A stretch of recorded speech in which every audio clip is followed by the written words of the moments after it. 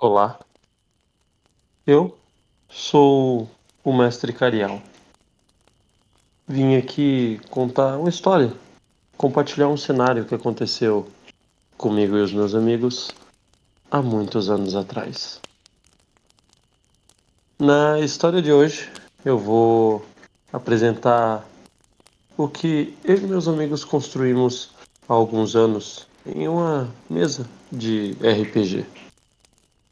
Mas o jogo se tornou tão profundo que a história ganhou vida. E hoje eu tô aqui incumbido só de passar essa história e compartilhar ela com você. A nossa história começa onde é possível ver uma rua em um horário noturno.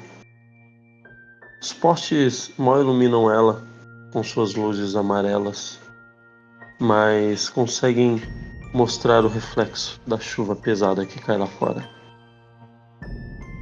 Para muitos, é uma noite comum, é uma noite corriqueira, mas não é uma noite qualquer. Essa é a noite da libertação de uma criança que já não se sentia mais como uma criança há muito tempo. Essa rua é a rua onde foi construído um orfanato. O orfanato Mommy's House. O ano é 1982. E a cidade em que esse lugar se passa é uma cidade estranha. Importam e exportam coisas entre si, sem comunicar o lado externo. Não fazem importação e exportação. Tudo é produzido ali dentro. A cidade de Nightville. Uma cidade aparentemente normal, com uma prefeitura, uma escola, um orfanato, casas, comércios. Mas isso só para quem olha de longe. Para quem olha de perto, para quem realmente conhece o lugar, sabe que quem manda não é o xerife, a autoridade não é o prefeito. E sequer os policiais têm voz diante de algumas pessoas que moram nessa cidade. Se aproximando um pouco mais dessa rua, visualizando um grande muro com arames farpados no limite dele, é possível ver lá dentro um prédio com 3 andares. Esse é o orfanato Mommy's House. Um lugar sombrio, silencioso e que raramente abre as portas. Porque o que não se sabe na maioria dos casos é que esse lugar, assim como toda a cidade, é liderado e comandado por uma mulher chamada Olivia Bluehurt. Essa mulher, uma mulher extremamente inteligente, foi capaz de conquistar e controlar todos na cidade, com vários métodos inovadores, várias técnicas extremamente inteligentes de gerenciamento. Ela fez com que toda a cidade pudesse funcionar como uma bolha e sozinha ergueu seu império. Ela também é dona desse orfanato, mas raramente ela aparece. E quando aparece, é para ver 5 dos seus melhores internos. Nesse orfanato, não tem, de fato, órfãos para serem adotados. A verdade por trás da fachada desse local é que crianças do 0 aos 15 anos são encontradas de várias formas, por vários meios, e então, do 0 aos 15 anos, elas trabalham. Trabalham em minas de carvões. No caso, os corredores da mina de carvão abaixo desse orfanato é o palco para toda essa obra. O orfanato foi construído lá justamente para isso e todas as crianças diariamente são levadas a minerar nesse local. Olivia, com a sua mente incomum, disse que toda criança deveria ser muito bem alimentada, muito bem tratada e jamais, em hipótese alguma, deveria ser maltratada. Afinal, esses jovens corpos estavam sendo produzidos para o futuro de seu império, começando do 0, aprendendo a servir e muito bem vestidos, muito bem alimentados, muito bem cuidados, para que servissem e não questionassem.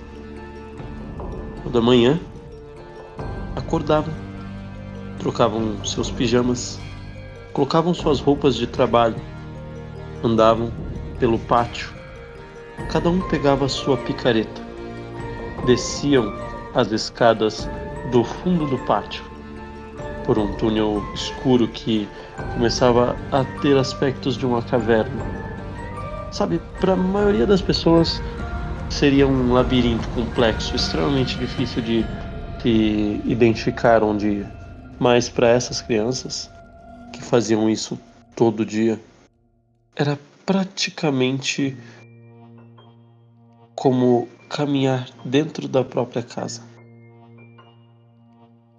Essas crianças, então, com suas picaretas, passam o dia, desde o amanhecer ao pôr do sol, trabalhando, sendo alimentadas com alguns lanches e hidratadas com a água servida no próprio local.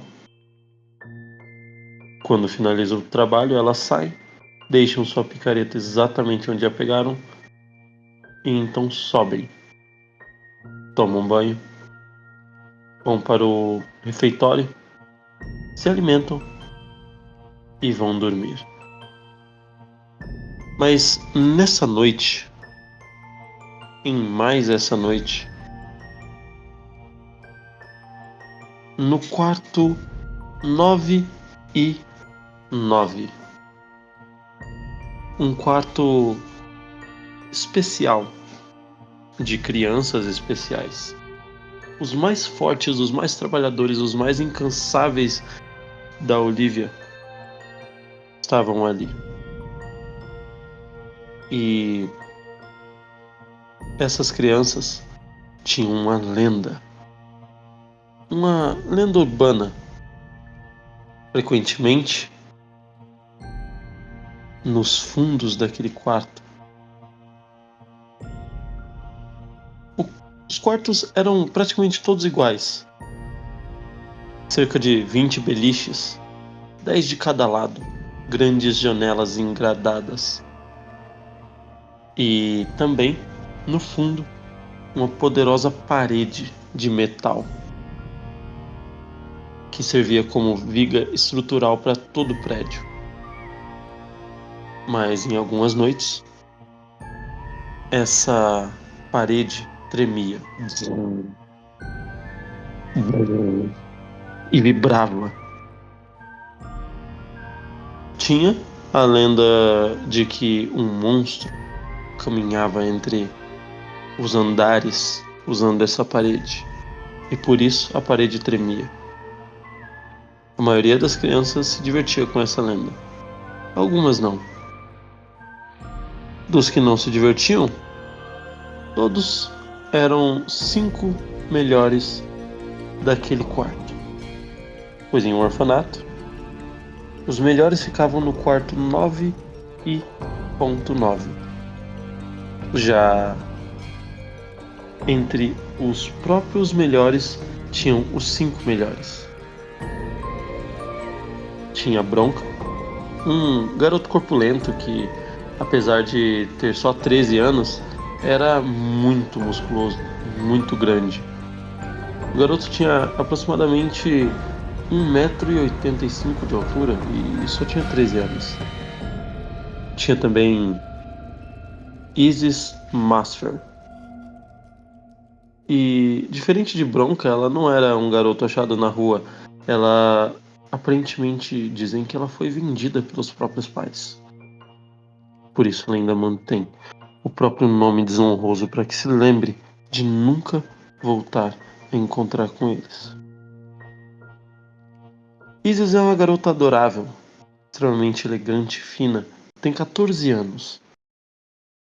Uma garota loira com o cabelo sempre preso em um coque.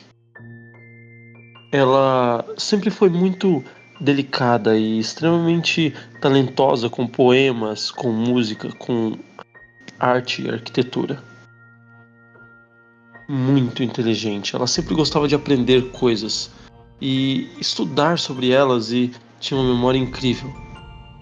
Mas não como outro garoto, um garoto alto, magro, de 12 anos. Ele tinha o cabelo castanho pro lado. Qual era mesmo o nome dele? Ai, faz tanto tempo. Ah, sim, Luca. Luca Navarro. Esse era o nome dele. Eu quase me esqueci.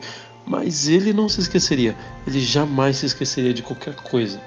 Olivia tinha um apreço especial por ele, já que ele tinha uma incrível memória fotográfica.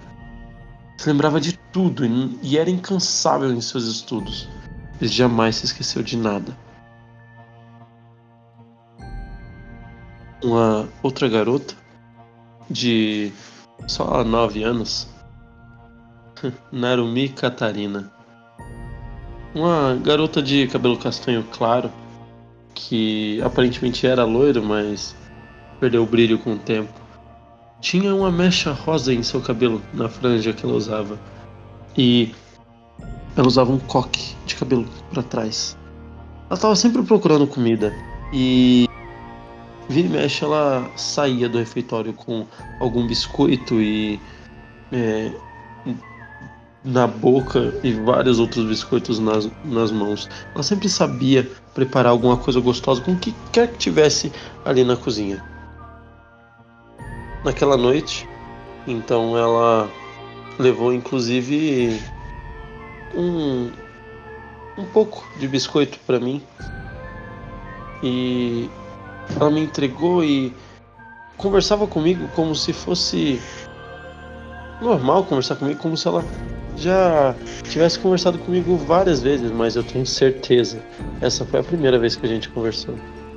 Ah, não importa. Ela é estranha, uma garota estranha, mas todos nós ali éramos. Inclusive a mim, Jorel Midgard, um garoto magro, pequeno. Eu tava com quase 7 anos, mas parecia que eu tinha acabado de sair das fraldas. Todo mundo achava que eu tinha 5 anos. Me confundiam com a fila dos menores. E sempre me corrigiam para estar lá, mas quando olhavam nos meus olhos e viam quem eu era, mudavam de opinião. E essa era uma noite comum, mas daqui a uma semana, Jorel faria 7 anos de idade. Então, 7 anos em 7 dias me parece uma boa opção. Mas então, nesse dia que finalmente seria o seu aniversário. Seu aniversário seria de madrugada, 1h05 da manhã. Agora eram 10 para 5 da manhã. Jorel sabia o que fazer. Ele foi acordado E mesmo provavelmente o dia seguinte sendo o seu aniversário, ele trabalharia. Sim, por escolha, porque mesmo entre os mais especiais, Jorel era tratado diferente. Jorel, se quisesse, podia até sair do orfanato, contanto que fosse vigiado. Ele podia ir onde quisesse, fazer o que quisesse. Ele podia sair do quarto, ele podia se alimentar mais vezes por dia. Ele era tão tratado diferente. E ainda assim, ele odiava. Odiava ser tratado diferente, odiava ser diferente. O jeito que as outras crianças olhavam para ele. Era uma droga. Mas não tinha muito o que reclamar. Se ele era especial, então que seja. Que pelo menos aproveite seus benefícios. Ele levanta, caminha até o banheiro, se troca e desce. Se alimenta, pega sua picareta, a mais pesada de todas, porque uma das 3 características que chamavam mais atenção em Olivia era a força de Jorel.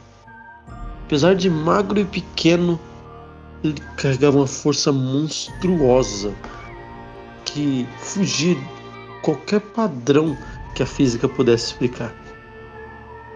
Era ilógico um corpo biologicamente tão pequeno fazer tudo aquilo. Mas, ainda assim, ele caminha, pega aquela picareta com quase o seu dobro de tamanho, põe nos ombros e caminha pela mina até o seu posto. Os minutos se tornam horas, as horas vão passando e isso vai finalizando aquele dia. Enquanto exerce o seu trabalho, a picareta se levanta e bate na madeira. Mais uma vez. Outra vez. E conforme o esforço vai tomando os músculos dele, é possível, debaixo daquela pouca iluminação, ver o suor escorrendo pelos seus cabelos, deslizando pela sua testa e se curvando ao redor do seu nariz. Ele tira a camiseta, seca sua testa e é uma visão quase irracional ver um corpo tão pequeno levantando uma ferramenta tão pesada por tantas horas afinco. Mas então, Jorel finaliza o seu trabalho, olhando para as outras crianças ali ao seu redor, e elas rapidamente desviam o olhar. Estão olhando para mim de novo. Esse mesmo olhar, um olhar de desprezo, um olhar de inveja. Eu odeio isso, eu odeio estar aqui, mas que droga!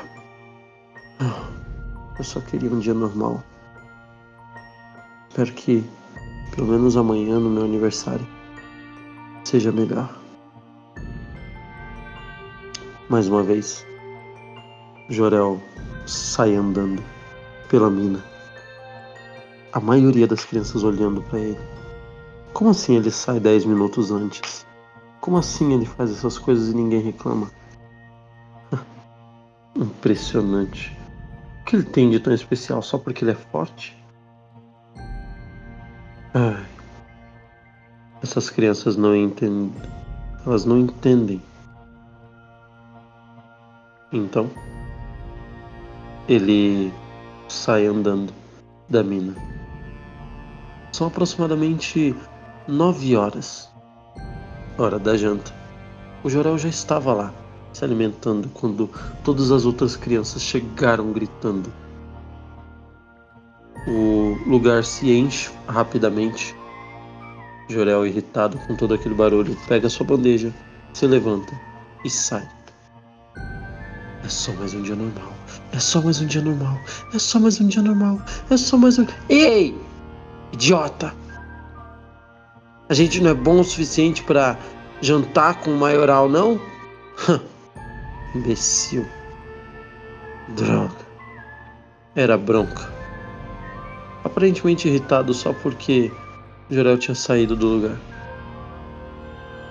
Jorel então ignora e segue andando. Não valeria a pena, porque a segunda característica de Jorel que Olivia sentia muito interesse era o seu alto grau de inteligência, além de uma velocidade incrível de raciocínio, que era a terceira e última habilidade mais chamativa de Jorel. Essa era a diferença entre ele e o Bronca. Muito músculo, pouca mente. Mas Jorel não se importava muito com isso.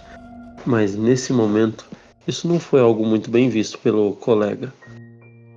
Bronca, furioso por ter sido ignorado, ele começa a esbravejar, gritando: É, pode mesmo, pode mesmo. É por isso que elas se abandonaram, porque você é um fujão. Ah, tadinho. Era um peso morto, por isso elas não te levaram nunca. Imbecil!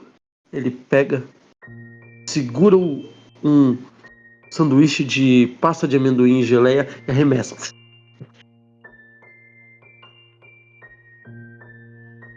Jorel então estica a mão, pega na sua nuca aquele resto de lanche e joga no chão, sem se virar para trás. Ele segue andando, escutando o Bronca reclamando: Você nunca vai ser escolhido! Nunca! Nunca, entendeu? Então, irritado, sem poder fazer muita coisa, Jorel segue para o seu quarto, com aquela bandeja de comida. Ele termina de se limpar, se alimenta, enquanto reflete sobre suas irmãs, Zira e Jade. Elas o abandonaram. Ele era só um bebê e Zira tinha aí seus 7 anos, Jade tinha 4, mas esquece. Por que ele estava pensando nisso? Foi uma fuga lendária. Todos sabem das irmãs que fugiram. Elas fugiram do orfanato.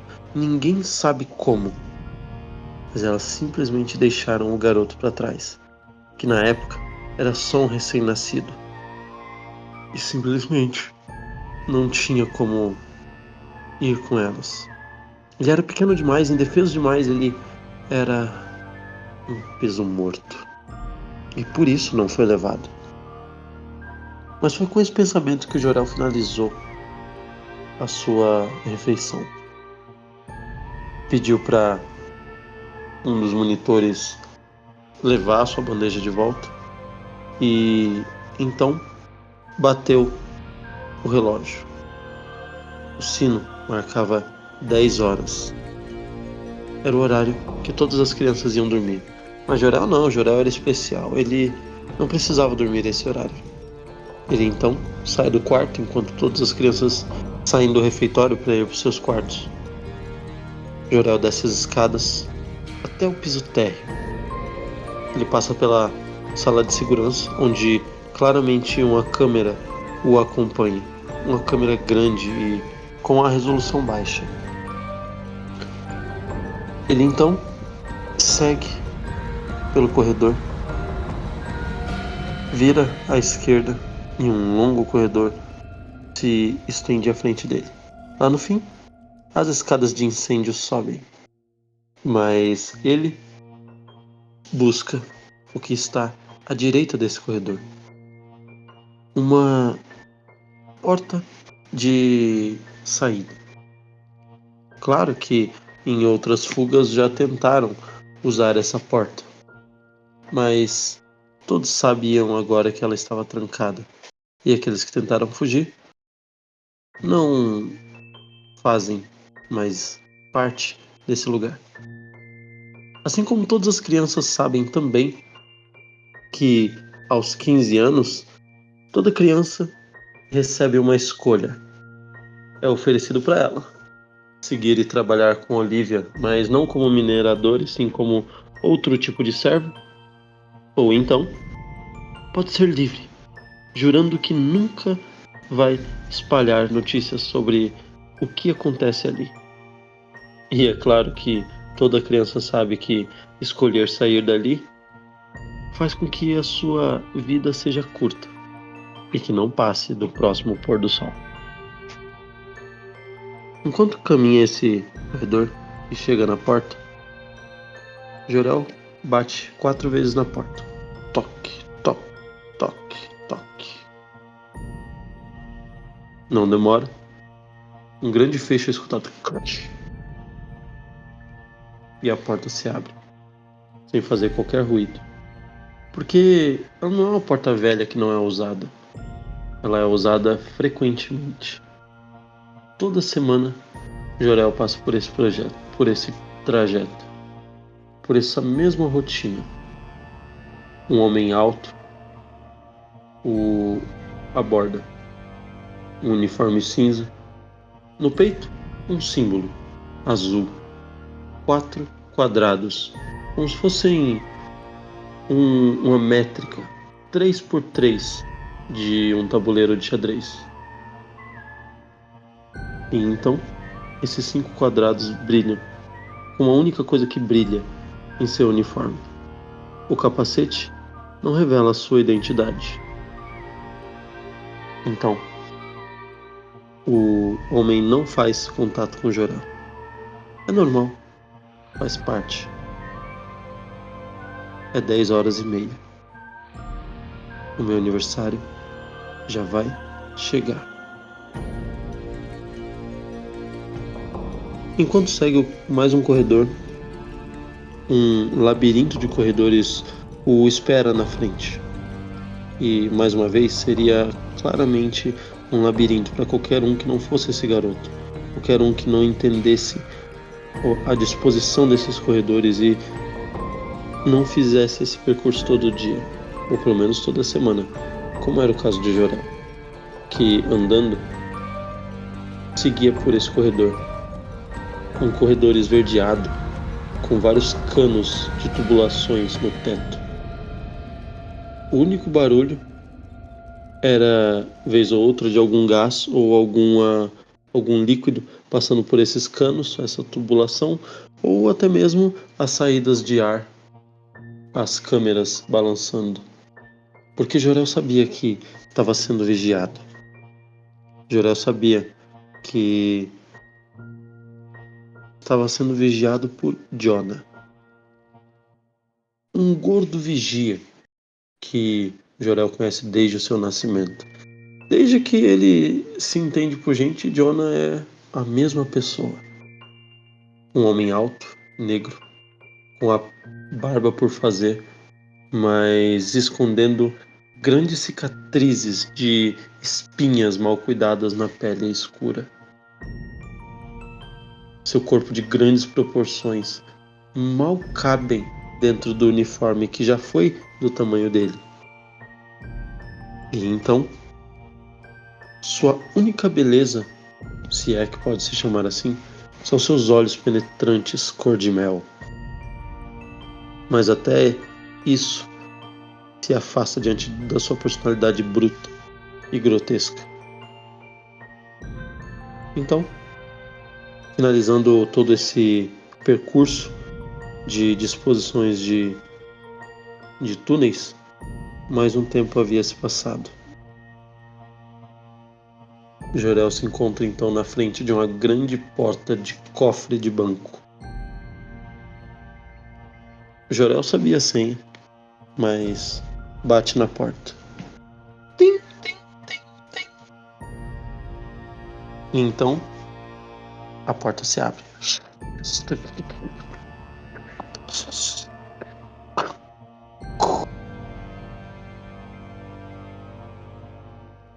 O lugar frio libera uma um pouco de névoa do local. Essa névoa se abaixa e se alastra pelo chão ali na frente. E então, Jorel é recebido por um homem velho, careca, com poucos fios de cabelo na cabeça, com muito melasma espalhado pelo rosto e olhos castanhos enrugados. Ele diz: "Olá, boa noite, criança da profecia." "Boa noite, doutor. Já pedi para não me chamar assim." Jorel entra, ainda carregando na mão a única coisa que ele carregava para cima e para baixo, em todos os lugares. A única coisa que as suas irmãs deixaram para ele: um pequeno lobo de pelúcia, com penugem branca e olhinhos vermelhos. "Vamos começar? Está pronto?" Jorel então só balança a cabeça, caminha até uma espécie de maca na frente do que era aparentemente um laboratório. À direita era possível ver um balcão com várias portas na lateral em aço inox. Em cima do balcão, várias ferramentas: alicates, bisturis, tesouras, agulhas, todas para esse momento. Afinal, era necessário adrenalina para que ele não desmaiasse. Era necessário anti-inflamatórios. Era necessário outras medicações para que ele não sangrasse até a morte. Mas, ainda assim, a noite seria longa. No teto, um fio se estendia e uma pequena lâmpada de teto estava presa. Uma lâmpada branca que iluminava todo o local apertado e pequeno. À esquerda, era possível ver outro armário com vários tecidos e panos para serem usados caso necessário. Encostado nesse balcão, 4 homens vestidos da mesma forma. O uniforme cinza e o símbolo de 5 quadrados azuis na lateral. E assim os procedimentos vão se iniciando. A preparação, a aplicação de todo o coquetel de injeções necessárias. A esterilização, troca de roupa, o exame de rotina, pois tudo em seu corpo era milimetricamente medido, milimetricamente testado. Então, 11h29, quando a porta desse laboratório se abre mais uma vez. Amarre ele direito. Ele dá muito trabalho. Esse garoto é muito forte." Jorel se permite dar uma risadinha, se lembrando de que há pouco tempo o garoto mandou vários monitores para o hospital simplesmente porque não deixaram ele ficar com a sua manta favorita. Então, Jorel, por livre e espontânea vontade, vai até a maca e um dos guardas o coloca em cima da maca, já que ele é muito pequeno para subir sozinho. Na maca aguardam ele 2 algemas, uma para cada tornozelo. Uma algema para sua cintura, uma para o seu peito, uma para cada pulso, uma para os braços e uma para o pescoço. Todas elas muito bem presas com correntes nessa maca de metal. E, olhando para cima, a única coisa que o garoto vê é aquela lâmpada parada. Enquanto esperava por todo esse processo ser finalizado, O vigia Jonah pegou alguns papéis e então conversava com o doutor baixinho, enquanto outro homem, um dos guardas, preparava um equipamento. Olhando de canto de olho, Jorel não conhecia aquele equipamento, sabia que seria testado, sabia que seu corpo iria ser posto ao limite, mas aquilo era novidade. Eu não consegui identificar muito bem, mas eram pequenas pás de metal, como cunhas, e dentro dessas cunhas tinham bastões revestidos com borracha. O material todo tinha aproximadamente 15 a 20 centímetros. E eram duas dessas, ligadas a fios, e esses fios ligados a uma grande caixa com uma manivela, com uma alça para ser puxada. Então, o doutor pega essas pás já preparadas. A cabeça do garoto estava fixa na maca. E agora começariam os choques. Mas o que você ligou isso? Tá funcionando? O doutor não conseguia entender porque o aparelho não funcionava. Até que então ele finalmente verificou. Seu idiota! Onde está a gasolina?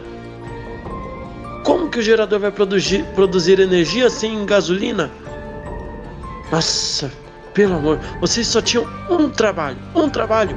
E como pode esquecer a gasolina? Vai buscar!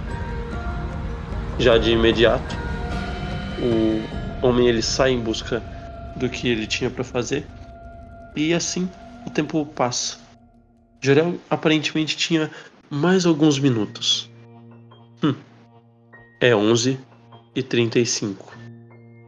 Faltam 30 minutos pro meu aniversário.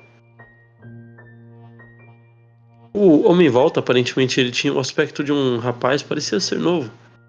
Mas isso não importava. Agora com o gerador abastecido ele não tinha muita opção, a não ser aguentar. A esse ponto ele já tinha percebido o que tinha acontecido, o que faria esse equipamento. Era meia-noite. Todos os seus preparativos estavam quase... Alguns coquetéis estavam sendo feitos. O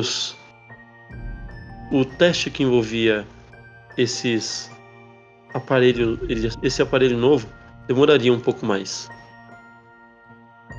Quase que aumentando sua expectativa, o doutor conseguiu ver que a espera estava deixando o garoto ansioso.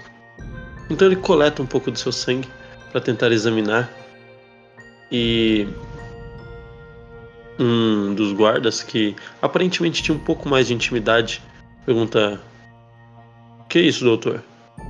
"Ah, é interessante. O sangue dele aparentemente está um pouco mais viscoso que o normal, tá um pouco denso. Talvez a adrenalina que a gente usou tenha surtido efeito demais. Ainda mais porque agora ele viu o que vamos usar nele. Mas não se preocupe, garoto. Você é resistente, você é forte." É 00h15. Os testes vão continuando. Jorel é posto com um aparelho que puxa o ar de seus pulmões para testar o limite do quanto ele consegue ficar sem ar. É possível sentir a agonia dele enquanto o ar vai sendo sugado de seus pulmões. Ele simplesmente não consegue nem se debater por conta de todo aquele equipamento prendendo ele. É 00:55. Faltam 10 minutos pro meu aniversário. Pois bem, garoto. Vamos iniciar agora os testes com o doutorzinho. Ele vai medir o quanto você realmente é resistente e vamos colher as informações. Mas o que droga de informações gostariam de extrair dele? Ele nem estava resistindo.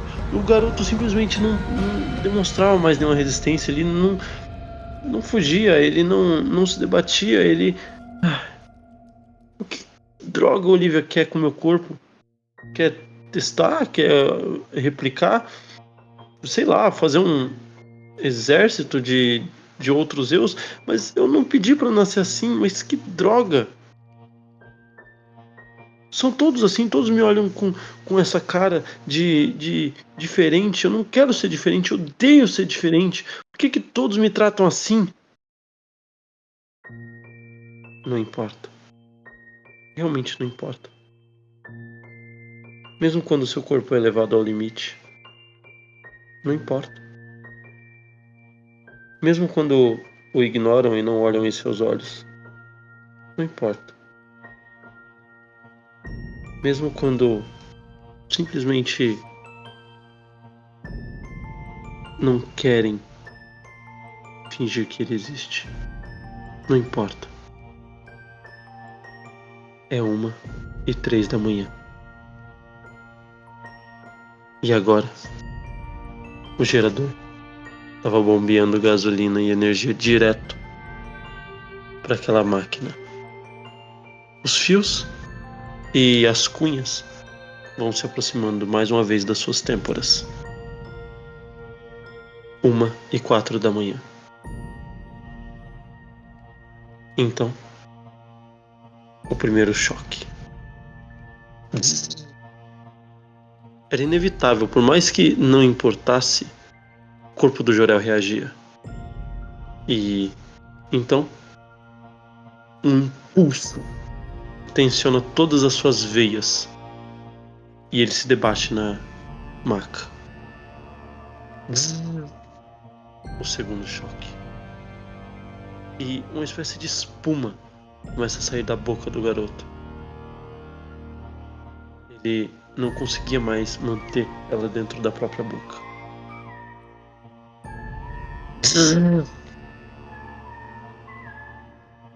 O terceiro choque veio fazendo a órbita de seus olhos girarem. Era como se simplesmente continuar tremendo não fosse suficiente. Como se aquela força de choque pedisse além disso. O quarto choque.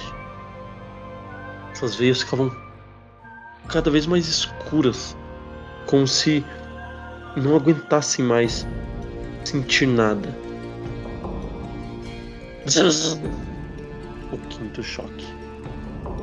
E o corpo do garoto sentia seus músculos tão tensos que garantiu que algumas fibras definitivamente estavam partidas. As fibras de seus músculos não aguentavam mais. O sexto choque. Falta menos de 10 segundos pro meu aniversário.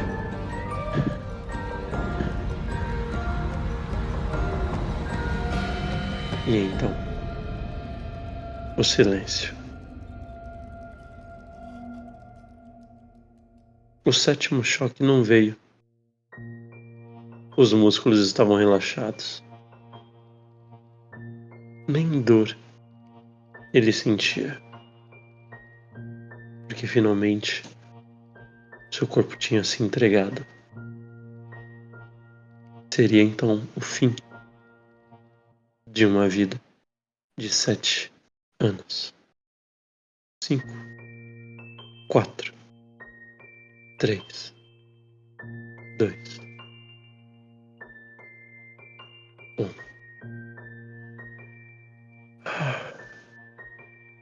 Aniversário.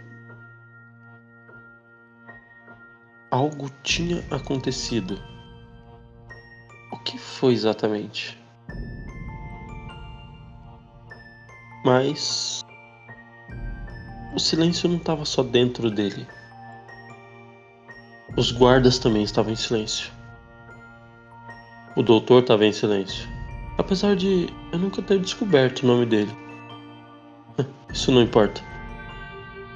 Porque ele levanta o braço para afastar as cuias e ele observa que, espera, uma de suas mãos simplesmente não está lá.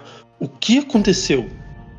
Ele cai e agoniza de dor, segurando o próprio pulso, tentando inutilmente se estancar de alguma forma. Os guardas então eles se desencostam do balcão porque nada nunca acontecia nesses testes e até suas armas ficavam encostadas na parede para caso por um milagre alguma coisa acontecesse, e eles correm na direção. Mas o primeiro guarda, ele recebe um golpe na cabeça quando tá quase chegando perto da arma dele. O outro consegue ver a mão do doutor sendo arremessada no companheiro, em sua nuca, enquanto ele, quando se dá por si, sua própria cabeça é esmagada no balcão à sua lateral. O terceiro até consegue pegar a sua arma, mas é tarde demais. E quando ele se vira, 5 garras estão presas em seu peito. O doutor grita, agonizando de dor. E uma figura delgada de aproximadamente 1,70 m de altura, com olhos brilhantes, vermelhos, se vira lentamente pro doutor. Eu vou te matar. Era o que o garoto tentou dizer, mas saiu um pouco diferente. Afinal, ele não era mais um garoto. Finalizando, o terceiro guarda, com todas suas garras fincadas em seu peito, ele tira e olha para si. Um corpo comprido, esticado. Suas unhas forçaram seus dedos, rasgando eles e se tornando garras. Enquanto seus olhos brilhavam e ele enxergava tudo em vermelho. Ele olha e o Jonah conseguiu fugir a tempo, mas o último guarda ainda estava ali. E ele fica entre o guarda e a saída. E, desesperado, o guarda ajoelha e implora: eu tenho filhos, por favor, pelo menos a minha vida. Bom, se você tem filhos, eles vão crescer felizes por saberem que uma escória como você não é mais pai deles. Foi o que o garoto pensou, mas sua garganta não conseguia mais produzir palavras racionais. Apenas um rugido enquanto dilacerava sua garganta. Com a outra mão, segurou seu crânio e, com o capacete e tudo, esmagou seu crânio para dentro, enfiando os dedos como se fosse uma trufa. Então, com os dedos repletos de sangue, ele caminha lentamente na direção do doutor. A lâmpada era o único vestígio de que houve um movimento ali, porque ela balançava para um lado e para o outro. O doutor, pasmo, ele se joga para trás, para de gritar e... Incrível, incrível, incrível, você é incrível, juntos nós podemos, Ah! Ele não conseguia mais falar, já que Jor-El pegou a cuia em cima da maca. As algemas ainda pendiam em seus pulsos e tornozelos, que ele arrancou simplesmente por diversão, como se nem estivessem ali. E então, em um movimento rápido, ele enfiou a cuia dentro da boca do doutor. E com alguns garrotes, ele amarrou brutalmente a mandíbula do doutor para que ele não conseguisse abrir. E por fim, ele ligou o gerador. E de forma ininterrupta pôde ser ouvido o grito desesperado do doutor. Então, saindo daquele lugar, ele entende. Jonah foi buscar os guardas. E por isso, ele, diante dos gritos do doutor, se põe a andar para fora daquele corredor. Correndo cada vez mais, diante dos guardas lá na frente no corredor, um pelotão de choque. Era possível ver as armas brilhando sob a luz branca. E então, os tiros começaram. E Jor-El não parou. Correndo cada vez mais, cada vez mais, cada vez mais, até que então ele simplesmente enfia a mão dentro da própria boca e puxa seu crânio inteiro para cima, que se parte. De dentro dele, uma besta horrenda surge. Olhos vermelhos profundos, um focinho comprido, pelos completamente negros que absorviam a luz ao seu redor, se estendiam por todo o seu corpo. Ainda um pouco mais alto, quase 1,90 de altura. Jor-El pôde observar seu corpo poderosamente musculoso dilacerar cada um daqueles 12 homens armados e passar por eles como se não fossem nada. Então, seguindo por aquele corredor de labirintos, ele sabia onde iria. Ele iria para cima, lá para o refeitório, onde um único lugar, uma única janela, mostrava a saída. Era uma janela também com grades, também vidrada, mas diferente das outras, era possível ver a floresta lá fora. Estava chovendo quando ele chegou no refeitório e era possível ver exatamente essa cena. Em sua mão, um único pertence para ser levado dali: uma pelúcia, um urso, um lobo branco de olhos vermelhos. Sem nenhuma dificuldade, ele pula aqueles 5 metros de altura do refeitório que serviam exatamente para isso, servir que ninguém conseguisse escalar. Em um lapso de força e brutalidade, ele arranca tanto vidro quanto grades daquela janela e se esgueira para o lado de fora, se arremessando na rua, a 3 andares no chão. E saindo correndo, pulando o muro, ele se vê na rua pela primeira vez. Pela primeira vez livre. Pela primeira vez, nada poderia o impedir. Mas então, um vulto branco, indo em direção à floresta, do outro lado da rua. Porque só tinham construções desse lado e, mesmo assim, Jor-El podia ver, mais uma vez, essa construção isolada da maioria das outras. Ele não voltaria e não sentiria nenhuma falta. Ele então vai na direção desse vulto, entra na floresta e algo chama a sua atenção. Um cheiro que aparentemente era de outro como ele, mas diferente. Ele então segue seu instinto, até que vê na floresta um brilho verde o chamando. Ele se aproxima e os metros vão se encurtando até que é possível ver uma espécie de círculo. Um círculo oval flutuando na altura do seu corpo.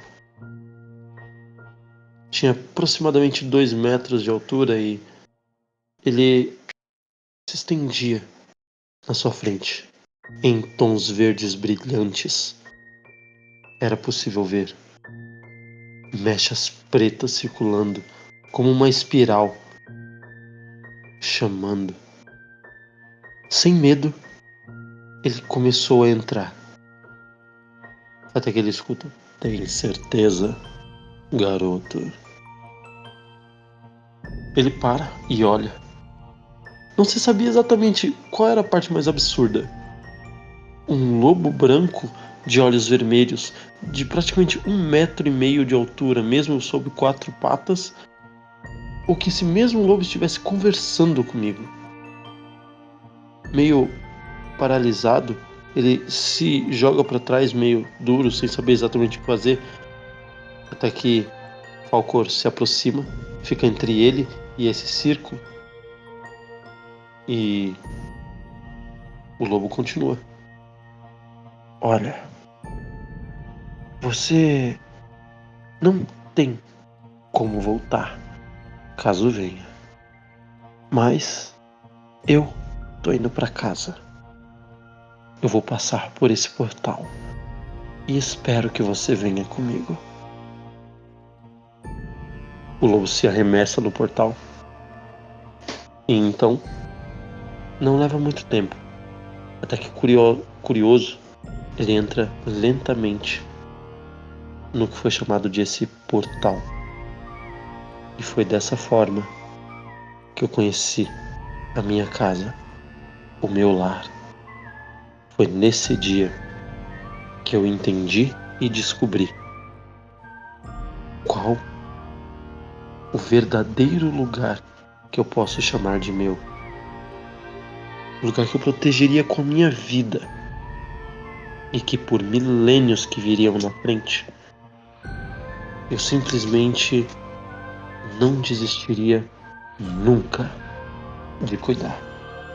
Foi assim que eu conheci o reino de Rinwix. Lar de onde tudo é possível. E você só tem que se perguntar como alcançar o seu objetivo.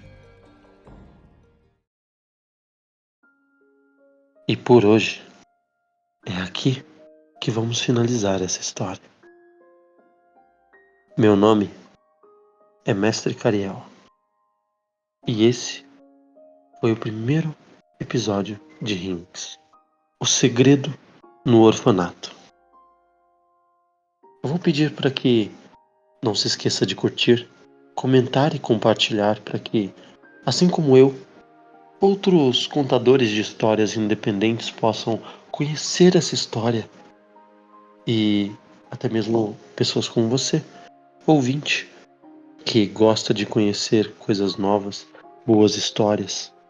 Convido a você a embarcar nessa aventura que a mim renderam anos de jogos, mas para Jorel renderam milhares de anos, milhões de aventuras e mais memórias do que se pode contar.